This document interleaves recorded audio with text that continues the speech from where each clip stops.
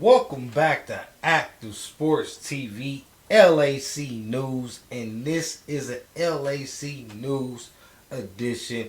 And I gotta go ahead and break the bad news to Clipper fans.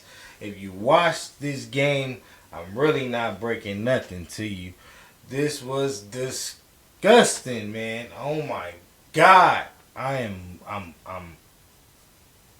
We're gonna try to keep it contained at the moment in time. But man, your host Active, I am upset. As a Clipper fan, you should be frustrated. And let's go ahead and tap into this episode of our post game reaction to the Los Angeles Clippers playing another game, pretty much not a back to back, but staying in Houston after losing our first game in Houston. We now lose two games on this Good Friday. And let's unpack. So, Clipper fans, subscribe, hit the thumbs up. Let's get through this together. Let's talk about it. Where do I start? HOU. I don't understand why it takes so long for this man to make the right adjustments. We had things going earlier in the season. Everything was starting to gel. Working through Zubac was the key, right? This was the key, right? This was the key. Making Zubac the primary second option. Correct. Somehow, someway, these last two games in Houston, we have totally abandoned this. Now, we have been saved throughout this whole entire season. Despite Kawhi injury, we already know. Stormin Norman has stepped into the starting role and was killing, absolutely killing, game in, game out, win or loss, 20 plus, bringing us back, giving us chances. These last two outputs in Houston, man, he's unrecognizable. The Rain Man, aka as you know I call him, Stormin Norman. The sun has came out and you know he hasn't been able to just drop them raindrop threes and them floaters, man, like he was starting out to this season. HOU has to find a way to get more production out of his starting unit without making James Harden the sole primary focal point of the offense. I understand everything Harden is to orchestrate and, you know, to try to get his, but at this moment in James Harden's career, he don't need to have that responsibility throughout 48 minutes of a game. Norm has stepped up and basically took the ball out, but we know Norm is not a self-creator, all right? We know that Norm cannot and do not look to create for others. He's a scorer, he's a great scorer, and a necessary need for us at the moment in time in Clip City, because that's the only bright spot other than occasionally Zubac, who started out this season dominating, has suddenly fell off and now missing lobs right at the rim, putbacks right at the rim, allowing himself to get dominated and out-rebounded by fours in threes. Sengun outplaying him totally. Unacceptable. Unacceptable. And this is not has just happened against Sengun and just the Houston Rockets. Zubac came up short in a couple of games as of late. And this is it has to be addressed. Maybe what I believe is fatigue.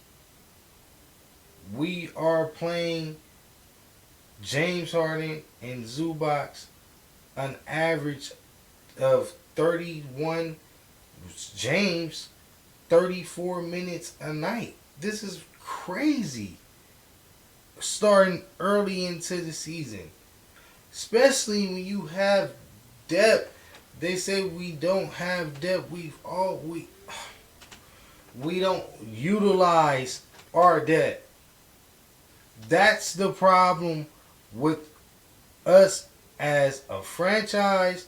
That's what's been holding us back. And I believe this is what's also been leading towards Kawhi's injuries. We get these players to play, right? They ramp up, they try to put out these large outputs. We got the worst schedule in the world. We traveling all over the place. You got some of the highest mileage when it comes to all of the sports teams. Some of the craziest back-to-backs. Utilize the youth. You have promising talent. Jordan Miller. He gets right off the bench and makes an impact in both games. In both games. In very limited minutes where every player at that point is not playing team ball. They're playing self-basketball. But what I see is an educated, high IQ player in Jordan Miller, so even in that time, who thinks team basketball first. Someone who stuck around in college to get groomed a little bit so that he could catch the game and be advanced like he is as opposed to some of, our others. We got Kai Jones who needs to start to get a little more touches so he can get more comfortable and relieve Zubac for so much of his duties. Zubac is only as good as his production, and if we wear him out early, allowing these forwards to pull him out, stretch him out while they hit these threes, these backdoor actions, all of these things, Zubac's having to try to guard too, and him only being the only one that can guard the paint, be a rim deterrent. Ty Lue has to make proper adjustments. We hear Mo Bamba is in the G League.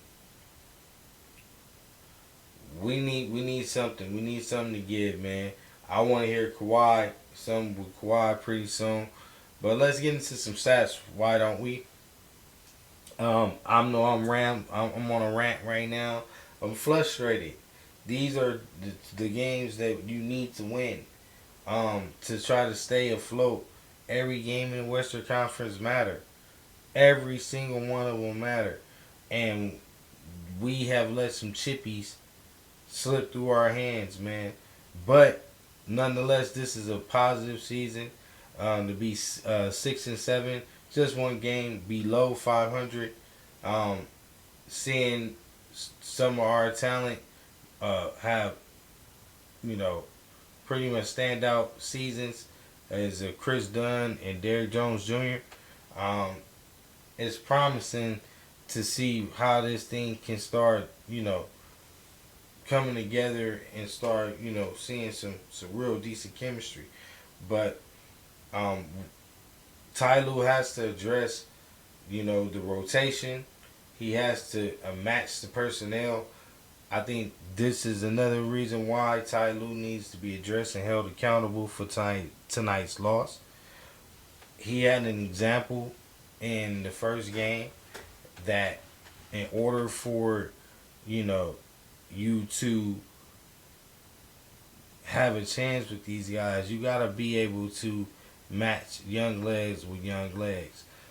If you see Udoka clearly just out coached our coach. It ran circles around him. He started out with his vets, with Van Fleet and Brooks, and then a couple of vets now who've been around, and Dennis Smith, and Jalen Green. These guys, are groomed and growing to themselves, been in the league now, you know, and they're doing what they need to do so that when the second unit comes in, those old legs can rest. And then you got Thompson and Eastham and all of these dudes coming in, off of the bench, young, fresh, and hungry. Potentially should be in the starting lineup for the Houston Rockets. And you sit there and you stick with our veteran players such as James Harden and Zubac, who had to deal with the first wave, to deal with the second, and a brutal second that's going to make them run, that's going to be in their face to be able to close space. It doesn't make sense when you can then, you know, substitute, keep one in, keep one out, and then surrounded by young legs so that, you get up and down the floor on fast breaks. Get some help. Also, sit them both down at times. Let the young guys prove themselves early, not late in the games when the game is close. You know what I mean? When you can go ahead and put Jordan Miller and Amir Coffey, Terrence Mann, along with Nico and Akai Jones, or take Nico out the rotation, and however it fits, for the second unit.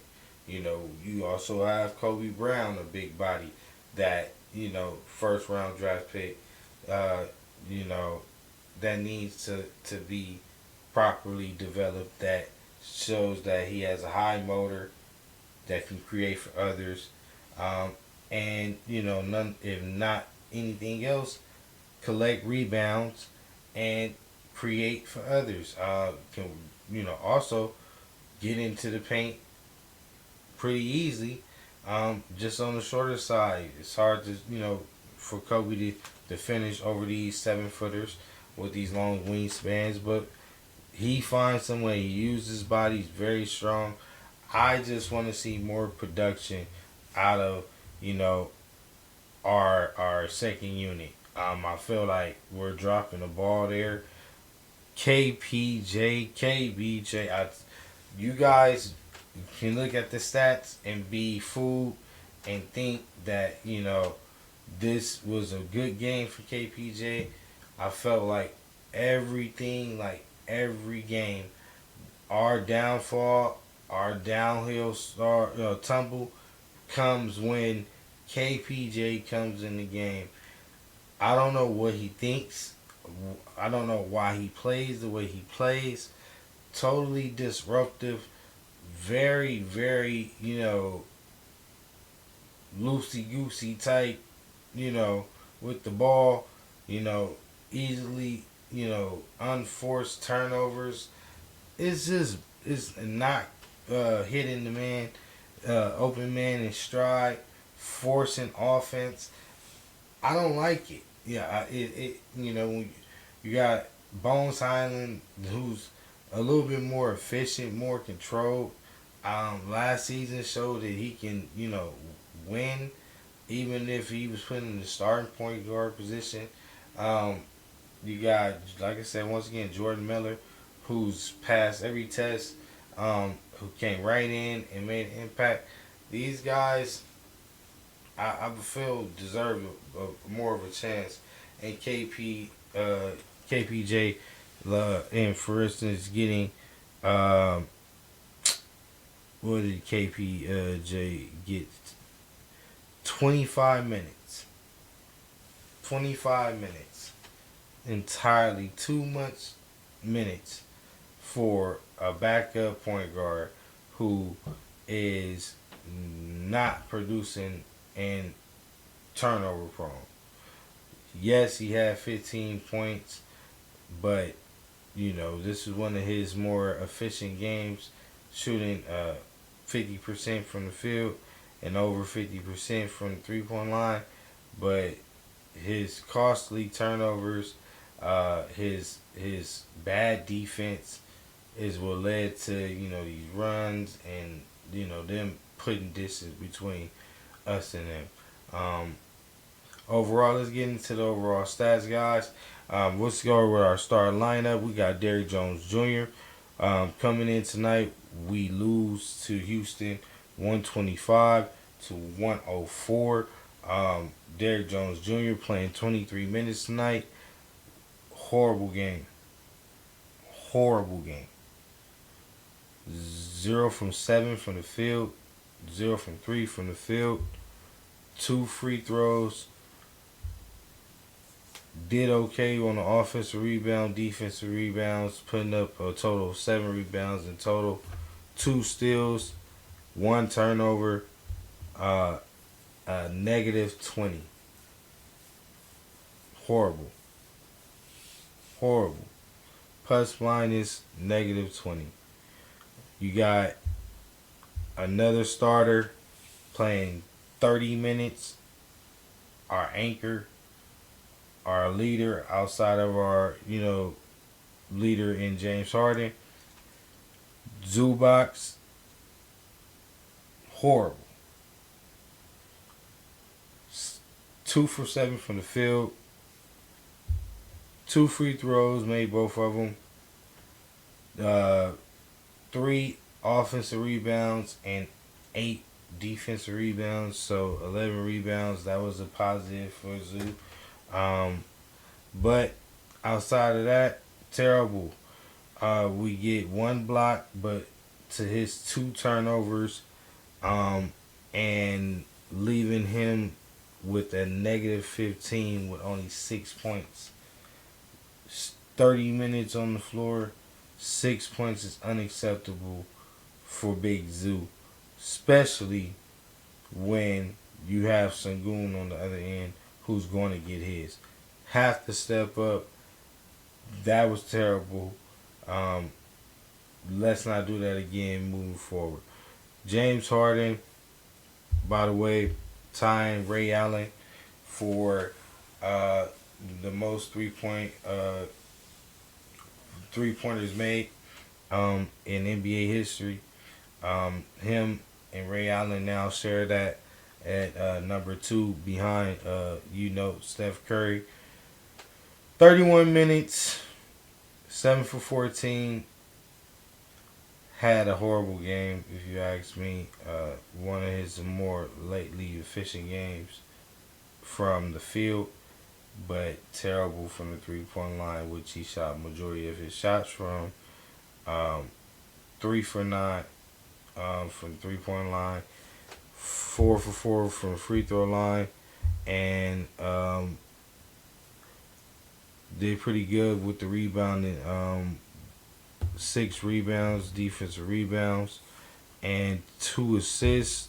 Dropped the ball there. Obviously wasn't getting players involved. 5 turnovers. That was one of the keys to us losing the game. You got Norman Powell, unlike himself, didn't contribute as well. So this is 3 of our starters who, did horrible. James Harden putting up 21 points, but being a negative 17 on a plus minus due to the fact that he's turnover prone and very, very inefficient from the 3-point line, and did not get players involved, as of normal. So Shout out to him tying the record, but horrible performance if you ask me. Has to do better. Everything goes through him until he has one of those breakout games and you know does the chef and cook. We're gonna have some struggles. Norman Powell next up on deck. We got 29 minutes for play with Norman Powell. Terrible. Our starting lineup lost us this game tonight. Just in the stats alone, you can hear it in the stats, but there's a lot more to that if you watch, which I broke down in conversation. Shout out to all my subscribers, man, and all of the Clipperaholics out there, man. Subscribe if you want more and more Clipper content, man. I'm up late, you know what I mean? I make sure I give it to you, you know what I mean? Whether on vacay or not, I got more and more content coming to y'all. I usually have, my visual, content along with what I say to support what I'm talking about. But I got a little monitor issue, so don't mind that. Making it, making sure I get another one real quick.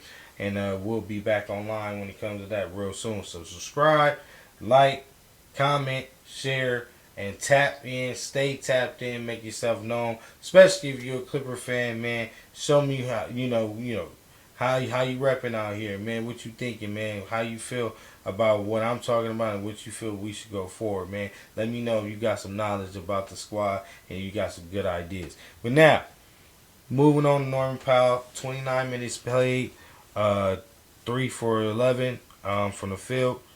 Horrible from the 3-point line as well. 1 for 5.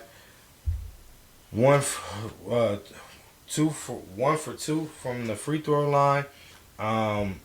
Didn't do well on the rebounding end either, with only 2 rebounds and also 1 assist. And we're gonna look at his plus minus. Plus minus is 26. So looks like Norm had the worst plus minus of all of the players that played tonight, with only 8 points that he was able to produce for the squad in our loss versus Houston Rockets. Now, we got Chris Dunn, who has definitely been one of the bright spots of this season. Now, in the starting lineup, this is supposed to be something permanent going forward. I like the change. It looks like it opens things up for Terrence Mann. Terrence Mann playing with James Harden and Zubac.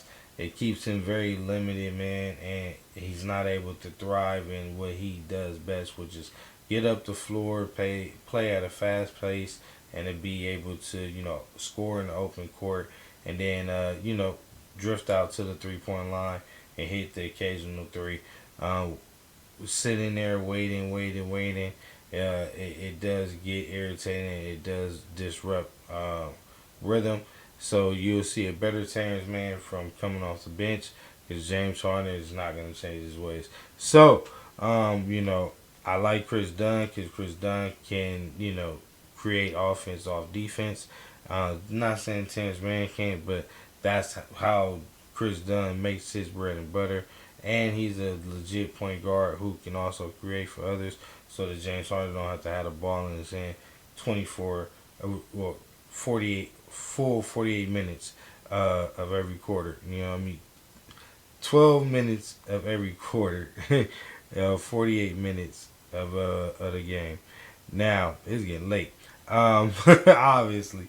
Now, the bench man, Chris Dunn, with 19 minutes played, 6 for 13 from the field, terrible from the 3-point line as well.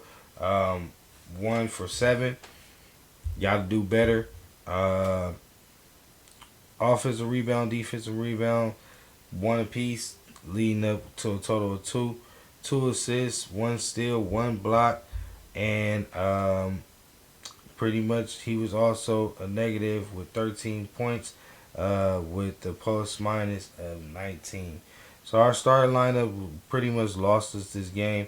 There's really no need to really get into the bench stats and who did what. We just know that KPJ got plenty of minutes at 25 minutes. To me, played a horrible game. 3 turnovers. He was 5 for 10 from the field, which is 50%. He was 3 for 5, which is the best average from the 3 point line out of everybody. But it seems like it was very, very forced. He had uh, he was terrible from the free throw line, shooting 2 for 6. And these are the things that you got to be concerned about with KPJ. He put up a total of 3 rebounds, all of them being on the defensive end, 3 assists, and then you know 3 turnovers to add to that with a negative plus minus of 6, putting up 15 points. So I like to see that cut all the way in half. I would like to see him get no more than about 6 or 7 minutes. See Bones get 6. See Jordan get 6. See how it works until Kawhi gets back. But we're gonna want to end this one, man. As you see, I'm pretty tired. I'm frustrated. I will definitely tap back in. We will be having another game coming up on this up and coming Sunday, coming back home. So be looking forward to that, man. Active Maniacs, Clipperholics, man. Clip City. It's all right, man. We ain't too far. We still in the mix. We getting this next up and coming game. We right back at 500. So I'm looking forward to that, y'all. But I gotta get some shut eye, man. Get ready for that good old 8-hour shift in the morning, man. So I'm gonna holla at y'all, man. Y'all have a good one. Stay blessed. Keep your family first, man. Clip City, you already know. Stay activated out there, man. We can't stay unplugged, man. We can't be unplugged out here, man. We gotta make sure that everybody know the Clipper fan is one of the strongest fan bases, loyal fan bases out there. Subscribe. Let them know that. Put it in the comments. And to the next game, man. To the next episode. We are out of here, man. Stay activated, y'all. Peace.